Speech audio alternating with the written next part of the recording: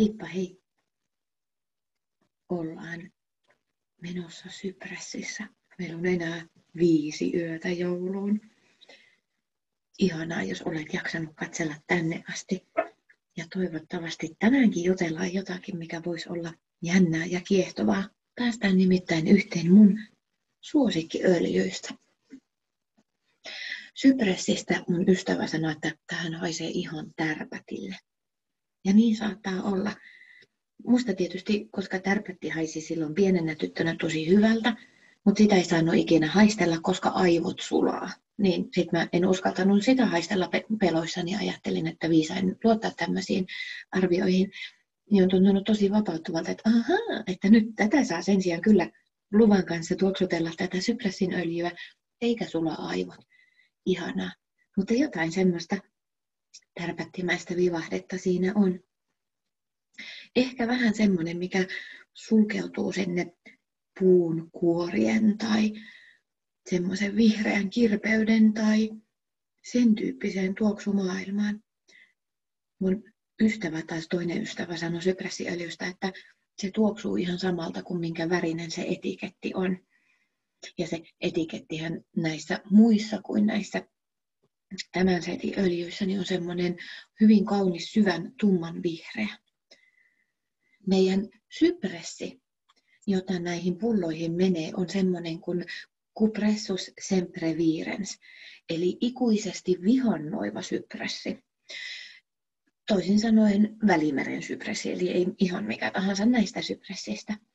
Se on nimensä mukaisesti aina vihanta, eli vähän niin kuin havupuut, se ei koskaan pudota lehtiään, vaan kaiken aikaa on semmoinen vihreä ja kaunis. Kotoisin se on sieltä Välimeren itäosasta. Luonnossa sypressi ei suinkaan ole tuommoinen puikula, mitä me nähdään noissa kuvissa, vaan sen oksat haaroo kohti taivasta.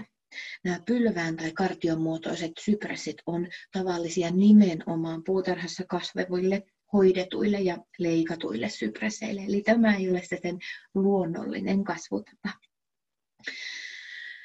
Sanotaan, että sitä on kasvatettu koristepuuna aina antiikin Rooman ajoista asti, mutta mun tutkimusretket sai mut ajattelemaan, että sypressin koristepuuksi nouseminen, niin sitä varten me joudutaan peruuttamaan vielä paljon pidemmälle sinne meidän historian hämärään.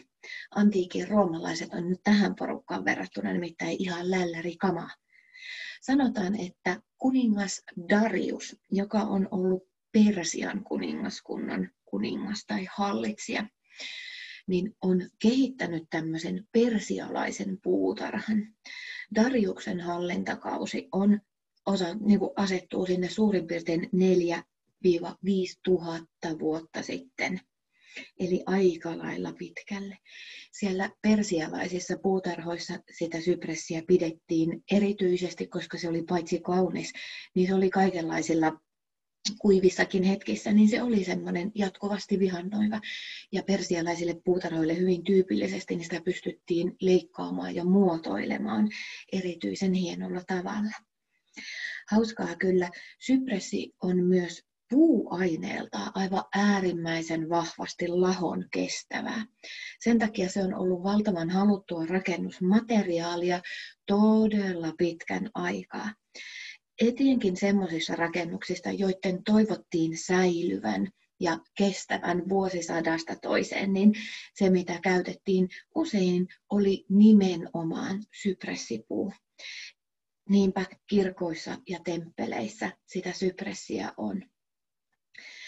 Ja sitä käytettiin ennen teräksen keksimistä niin valtavan monenlaisissa semmoisissa lujuutta vaativissa rakennusjutuissa.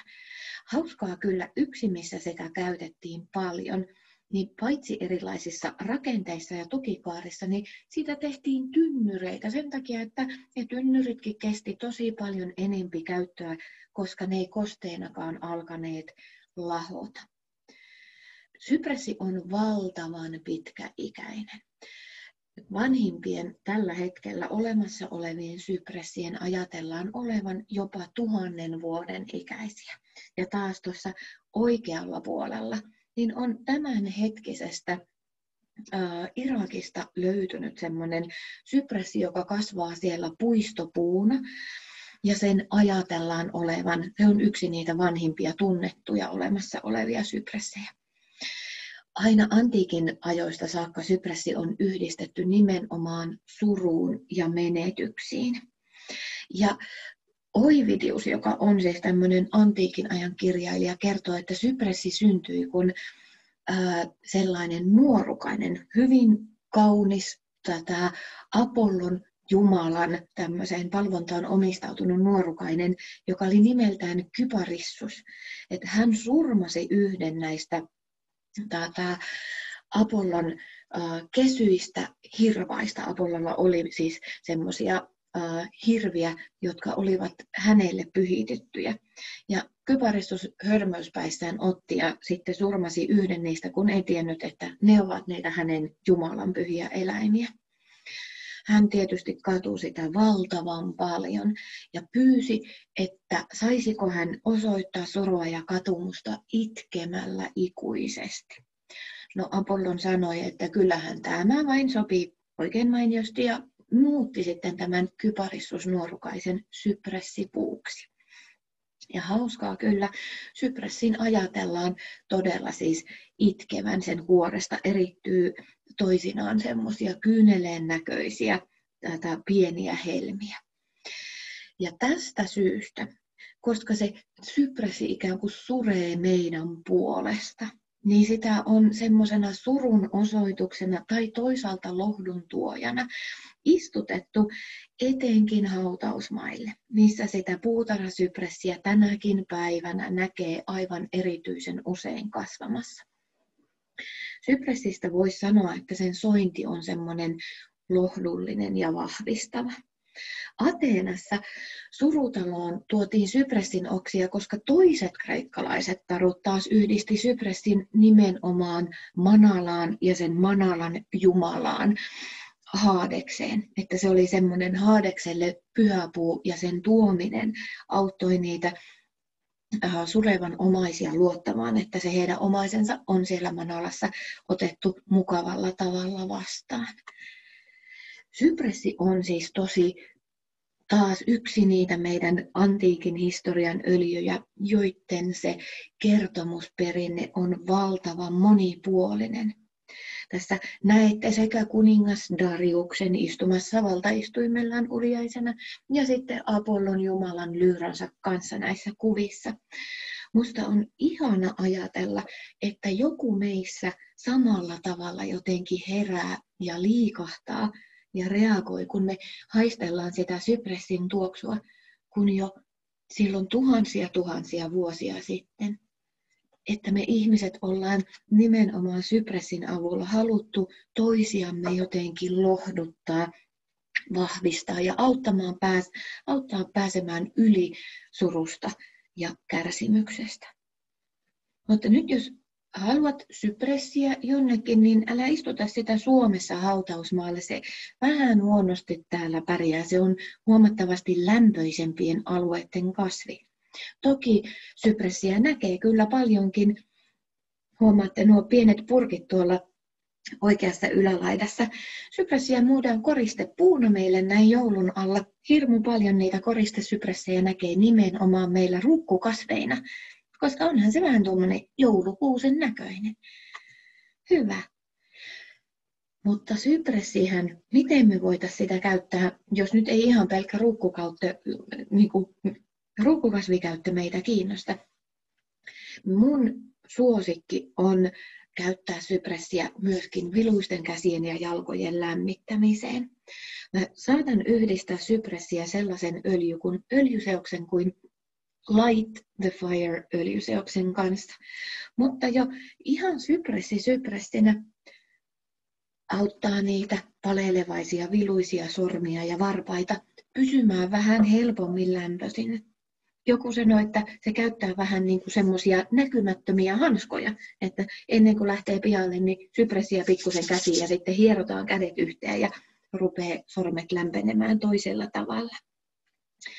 No ilman muuta sypressi voisi semmoisena virvoittavana ja vahvistavana toimia myös urheilun jälkeen hierontaöljynä.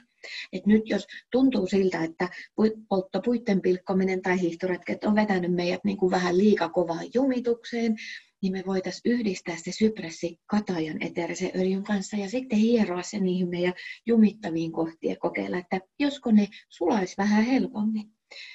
Samoin päättäväisyyden ja tahdonvoiman apuna sypressistä ajatellaan, että on eritoten hyötyä. Jos edessä on jotakin suuria koettelemuksia tai semmoisia, jotka vähän huolestuttaa, että mitenköhän tämä nyt onnistuu ja tuleekohan tästä mitään, niin juuri niissä hetkissä se sypressin tuoksuttelu tai sen siveleminen johonkin semmoiseen paikkaan, mistä sitä voisi vähän päivän mittaan nuhkutella, niin voisi olla aivan äärimmäisen viisasta. Samoin ehdottomasti suurten surujen ja menetysten kohdalla.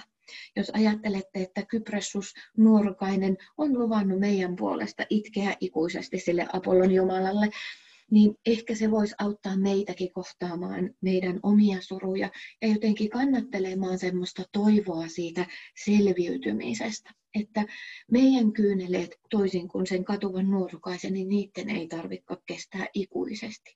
Ja että se semmoinen vihannointi ja periksi antamattomuus meillekin palaa, kun me sen surumme läpi kuljetaan. No sydämen hellimiseksi me voitaisiin ilman muuta käyttää meidän sypressiöljyä joko sinne rintakehälle ja sitten sinne toisaalta sinne lapaluiden väliin leviteltynä tai jalkojen Vitaflex-pisteisiin siveltynä. Tai sitten olen kuullut semmoistakin, että jos on haasteita hallita sitä, että milloin pissa tulee ja se meinaa tulla semmoisilla hetkillä, kun se ei olisikaan ihan tarpeellista, niin alavatsalle ja ristiselkään siveltynä, niin se voisi tämmöisissä pissaamispulmissa vähän helpottaa asioita. Samoin sypressistä ajatellaan olevan hyötyä etenkin kramppaavien lihasten kanssa. Totta kai kramppaaminen on aina semmoista, että tarvii muistaa juoda riittävästi vettä ja saada oikeita asianmukaisia hivenaineita, että ne meidän lihakset palautus. Mutta siinä hetkessä, kun se kramppi meihin iskee, niin me ei varmaan heti oikopäätä haluta sännätä sinne veden juonnille tai ottamaan purkista jotakin pilleriä. Voi olla ihana pitää sitä sypressiä silloin lähellä ja sivellä sitä siihen suoraan sille pulma-alueelle ja kokeilla, että josko se vähän lievittäisi. Hauskaa kyllä, sypressia on myös pitkään käytetty nenäverenvuotojen yhteydessä. Ja tämä on hauska, koska en ole koskaan tullut sitä ajatelleeksi. Mutta me voitaisiin sivellä sitä tuohon nenän varteen ja katsoa, että mitä sille meidän nenäverenvuodolle tapahtuu, jos niin menisi tekemään.